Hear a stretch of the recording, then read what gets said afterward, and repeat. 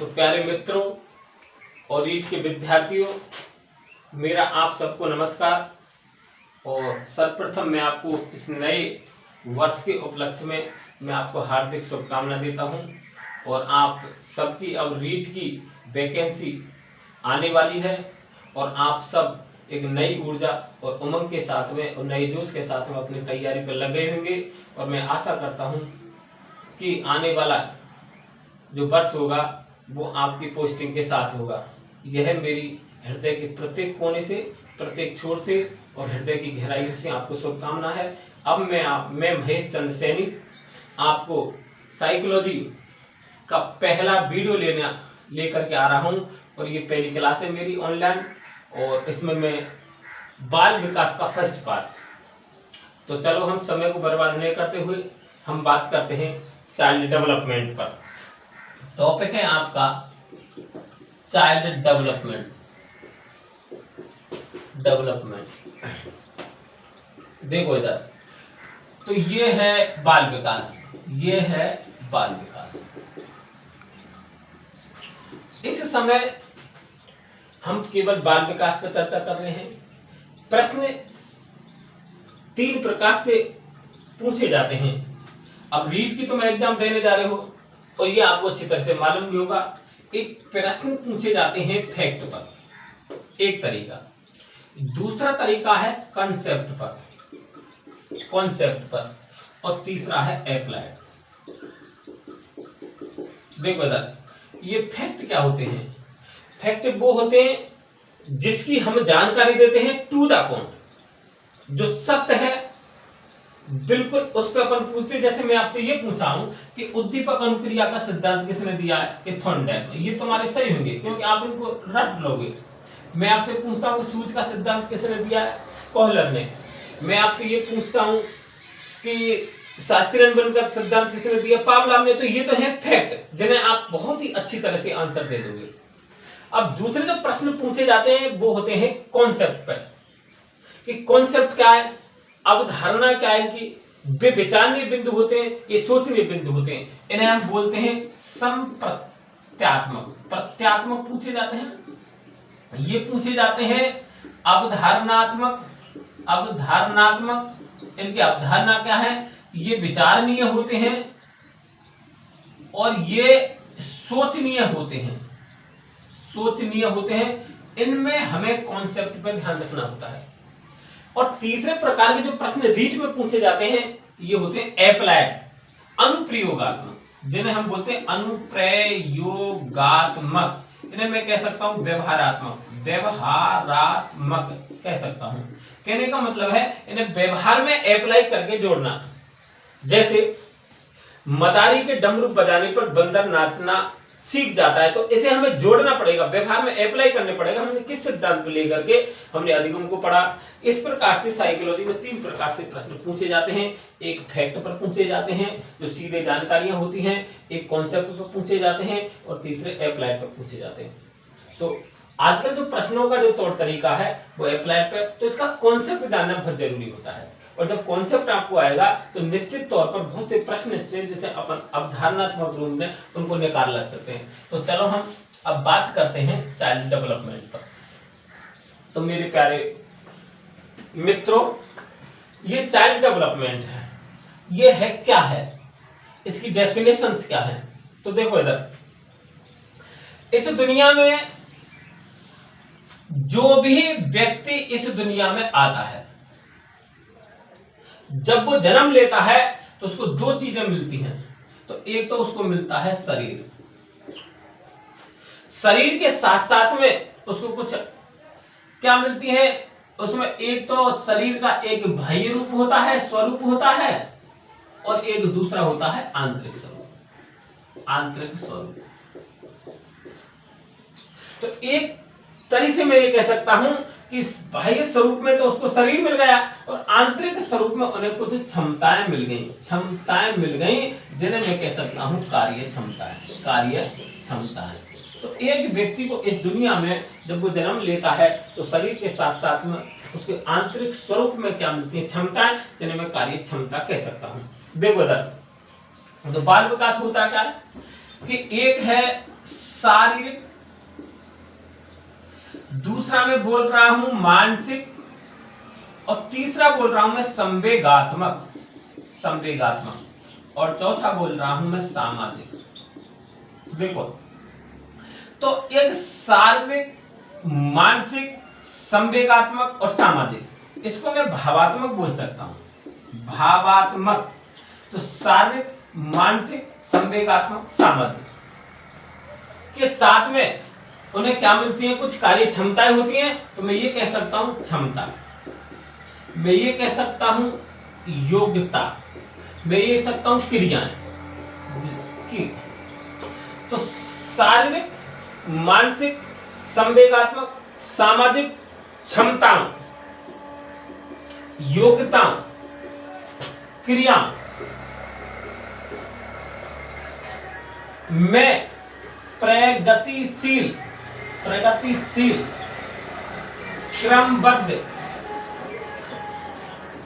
परिवर्तन बाल विकास कहलाता है, बाल विकास कहलाता है। देखो इधर एक बार समझने की कोशिश करो, मैं या तो ना वृद्धि की बात कर रहा, मैं विकास की बात नहीं कर रहा। जब मैं इसको मैं समझाने जा रहा हूं तो ऑटोमेटिक वृद्धि क्या है और विकास क्या है, इसके अंतर आप स्वयं करोगे। एक बार दोबारा देखो, शारीरिक, मानसिक, संवेगात्मक या भावात्मक, सामाजिक, क्षमताओं, योग्यताओं, क्रियाओं में प्रगतिशील, प्रोग्रेसिव, क्रमबद्ध, कोहेरेंट, चेंज, परिवर्तन बाल विकास कहलाता है। मैं ये कहना चाह रहा हूं कि इस दुनिया में जब व्यक्ति आता है तो उसको एक तो क्या मिलता है, शरीर मिलता है, उसके साथ साथ में उसको क्या मिलती है, क्षमताएं मिलती है, जिनमें कार्य क्षमता कह सकता, जिनमें कार्य क्षमता होता है। एक एक को हम समझने की कोशिश करें कि शारीरिक, मानसिक, संवेगात्मक, सामाजिक, क्षमताओं, योग्यताओं, क्रियाओं में प्रगतिशील, क्रमबद्ध परिवर्तन क्या कहलाता है, बाल विकास। आई एम ट्राइंग टू से the definition of child development. मैं केवल चाइल्ड डेवलपमेंट की परिभाषा बता रहा हूं, और परिभाषा को अब एक एक शब्द को सुना। इस बालक को इस दुनिया में एक छोटा सा शरीर मिल गया। इस शरीर के साथ साथ में इसमें उसको कुछ क्या मिली, आंतरिक क्षमताएं मिली, आंतरिक क्या मिली है, क्षमताएं मिली हैं। शरीर हमें दिखाई दे रहा है, ये मूर्त रूप में मिल गया। ये क्षमताएं हमें दिखाई नहीं रही, तो ये हमें अमूर्त रूप में मिली हैं। तो एक दो चीजें इस दुनिया में मिलती हैं, एक मूर्त रूप और एक अमूर्त रूप। तो मूर्त रूप में शरीर मिला है, तो जो आंतरिक क्षमता है वो हमें दिखाई नहीं दे रही है, उन्हें हम महसूस करेंगे। तो देखो, सबसे पहले मैं बात करता हूं कैपेसिटी, जिसे तुम बोलते हो क्षमता। क्या बोलते हो, क्षमता। ये क्षमता मिल गई। अब ये क्षमता हमारी विकसित है या नहीं है? तो जैसे जैसे उम्र बढ़ती है, जैसे जैसे उम्र बढ़ती है तो क्षमता विकसित होती है या नहीं होती है, इसका हम कैसे पता लगाएं? जब ये क्षमता किसी क्रिया में बदल जाती है, किसमें, क्रिया में बदल जाती है। जब ये क्षमता किसमें बदल जाती है, क्रिया में, तो वो बन जाती है योग्यता। तो वो क्या बन जाती है, योग्यता। तो मैं ये कहना चाहता हूं कि क्षमता, चाहे वो बोलने की क्षमता हो, चाहे बच्चे की पेन को पकड़ने की क्षमता हो, चाहे वो लिखने की क्षमता हो, चाहे वो सोचने की क्षमता हो, जब ये एक्शन में आती है तो ये क्या बन जाती है, योग्यता। अब क्षमता क्या है, ये हमें जन्मजात है। मैं यूं कह सकता हूं ये प्रकृति प्रदत्त है। ये जो क्षमता है ये प्रकृति प्रदत्त है, ये जन्मजात है, जो हमें जन्म से ही मिलती है शरीर के साथ में। लेकिन जब ये एक्शन में आती है तो ये योग्यता बन जाती है। क्या बन जाती है, योग्यता। तो परिभाषा अब कैसे, ये प्रगतिशील। तो इस समय हम यहां पर हैं वर्तमान में, इस समय हम यहां पर हैं वर्तमान में। देखो, मैं तो बताने जा रहा हूं आपको कि योग्यताएं और क्षमताएं और क्रियाएं, देखो समझने की कोशिश करो। ये प्रेजेंट है, प्रेजेंट, यानी कि इधर तो है पास्ट, ये फ्यूचर यानी कि आगे, एक बालक यहां पर पैदा हुआ है, इस समय न्यूट्रलाइज है वो पूरी तरह से। जैसे उसकी उम्र बढ़ी तो अब से आगे एक बालक इस समय यहां लेटा हुआ है, आगे चल के यदि ये बैठने लग जाता है, बैठना, तो अब से आगे यदि क्या है, अच्छा है, तो वो कहलाता है प्रगतिशील। अब से आगे यदि अच्छा है, यदि बालक लेट रहा था या बैठना सीख गया, घुटनों के बल चल रहा है, इसका मतलब क्या, फिर पैदल चल रहा है, तो अब से आगे यदि क्या है, अच्छा है, तो वो प्रगतिशील है। और इसी को हम कहते हैं क्रमबद्ध, क्योंकि बालक शुरुआत में बैठता है, फिर घुटनों का बल चलता है, फिर खड़े होकर के चलता है, तो क्रमबद्ध भी हो गया। और अब से आगे यदि अच्छा नहीं है, स्थिति अच्छी नहीं है, तो इसका मतलब वो दुर्गति है। तो कहने का मतलब ये हुआ, तो प्रगतिशील। फिर उसमें परिवर्तन ऐसा आएगा कि शरीर यहां धीरे धीरे क्या, इस परिवर्तन ऐसा आएगा, एक क्षमता है, इसको उठाना एक क्षमता है, और उसने माना कि ये 1 किलो वजन का है, और उसने 2 किलो वजन यदि उठा लिया, तो इसका मतलब क्षमता में क्या आ रहा है, परिवर्तन आ रहा है। जब बालक यहां बोल नहीं पाता, धीरे धीरे वो बोल रहा है, तो भाषा का विकास हो रहा है, यानी कि भाषा में भी क्या आ रहा है, परिवर्तन आता है। इसी को हम कहते हैं चाइल्ड डेवलपमेंट। तो चाइल्ड डेवलपमेंट की डेफिनेशन क्या हुई कि शारीरिक, मानसिक, संवेगात्मक, सामाजिक क्षमताओं, योग्यताओं, क्रियाओं में प्रगतिशील क्रमबद्ध परिवर्तन क्या कहलाता है, बाल विकास। अब देखो इस बाल विकास में कौन कौन से परिवर्तन होते हैं। तो एक शब्द में मैं दोबारा कह सकता हूं कि बाल विकास की परिभाषा क्या है, कि बाल विकास में दोनों में क्या एक बहुत ही व्यापक रूप में चलता है।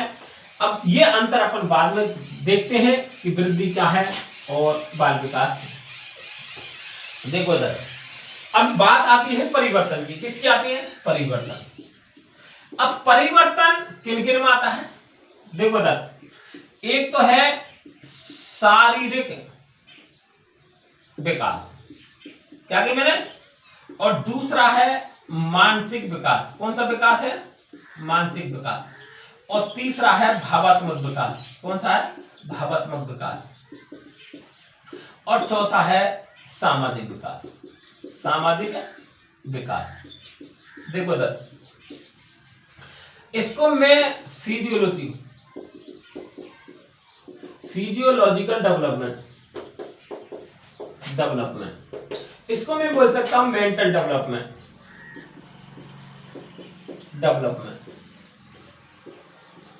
इसको मैं इंटेलेक्चुअल डेवलपमेंट, और इसको कॉग्निटिव भी कह सकता हूं, कॉग्निटिव डेवलपमेंट। इसके 3 नाम है। इसको सोशल डेवलपमेंट। तो देखो अब जो परिवर्तन आता है उसमें शारीरिक कौन सा आता है, मानसिक कौन सा आता है, भावात्मक, और कौन सा आता है, सामाजिक। तो इनमें यदि ये परिवर्तन दिखाई दे रहा है तो यही क्या है, विकास। जैसे देखो बालक जब यहां पैदा होता है तो निश्चित तौर पर जब वो आगे बढ़ता है तो उसके शरीर में परिवर्तन आता है, उसके आंतरिक क्षमताओं में परिवर्तन आता है। बोलने की क्षमता में आ सकता है, पकड़ने की क्षमता में आ सकता है, खड़े होने की क्षमता में आ सकता है, बैठना उठना, तो तमाम जो क्षमताएं उसको मिलती हैं, और वो क्षमताएं जब क्रिया में बदल जाती है वो योग्यता में बदल जाती हैं। तो ये परिवर्तन आपको किस किस में दिखाई देगा, शारीरिक विकास में, आपको मानसिक विकास में, भावात्मक विकास में, और सामाजिक विकास में, ये हमें परिवर्तन दिखाई देंगे। और ये जो इसी को हम बोलते हैं सामाजिक विकास। अब देखो तो परिवर्तन आपको किस किस में दिखाई देगा, शारीरिक विकास में, मानसिक विकास, भावात्मक और सामाजिक विकास। अब देखते हैं तो इसके आयाम क्या हैं, components of child development, components of child development, development,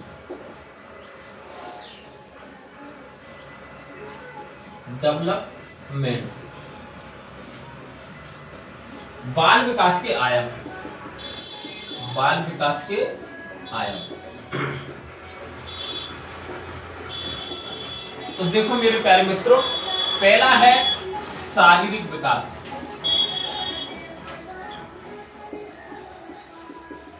देखो डेवलपमेंट। तो देखो शारीरिक विकास में होता क्या है कि ये शरीर है, इस शरीर के एक तो है आंतरिक स्वरूप, क्या हो गया आंतरिक स्वरूप, और दूसरा हो गया बाह्य स्वरूप। देखो आंतरिक स्वरूप में मैं कह सकता हूं कार्य क्षमताएं, क्या है कार्य क्षमताएं। जैसे देखो उस बालक को अंदर क्या मिलती है, जैसे देखो बोन्स, अस्थियां, क्या है अस्थियां। मैं कह सकता हूं दांत यानी कि टीथ, दांत। मैं ये कह सकता हूं नर्वस सिस्टम, नर्वस सिस्टम यानी कि तंत्र का तंत्र, यानी कि तंत्रिका तंत्र, स्नायु तंत्र। ये जो अंदर की जो क्षमताएं हैं, तो जैसे समय बीतता है तो इन क्षमताओं में क्या होती है बढ़ोतरी होती है, इन क्षमताओं में क्या होती है बढ़ोतरी होती है। यानी कि अस्थियां बढ़ती हैं और जो दांत हैं वो पहले छोटे होते हैं बाद में बड़े भी होते हैं। ऐसे नर्वस सिस्टम भी विकसित होता है। इनके साथ साथ बाह्य स्वरूप में क्या होता है कि बाह्य जो स्वरूप होता है उसमें लंबाई में, उसमें चौड़ाई में, उसमें वजन में भी क्या देखने को मिलता है परिवर्तन। क्या देखने को मिलता है, बालक बल लंबा हो जाता है, थोड़ा चौड़ाई में भी परिवर्तन आता है, वजन में भी परिवर्तन आता है। और इन दोनों को जब हम मिलाकर के बोलते हैं कि आंतरिक स्वरूप में परिवर्तन के स्वरूप, आंतरिक स्वरूप में होने वाले परिवर्तन के परिणाम स्वरूप बाह्य स्वरूप में जो परिवर्तन होता है उसे हम कहते हैं शारीरिक विकास। आज हम इतना ही पढ़ेंगे और शेष बात को मैं कल लेकर के आऊंगा। एक बार पुनः आप सबको मेरा नमस्कार। Thank you so much.